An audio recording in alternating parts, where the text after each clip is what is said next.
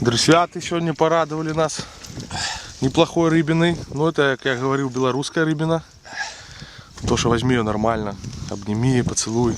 Боюсь, сбежит. Не сбежите она никуда уже, все. Вываживание снять не получилось, но не до этого было. И такая рыбина обломала подсак нам.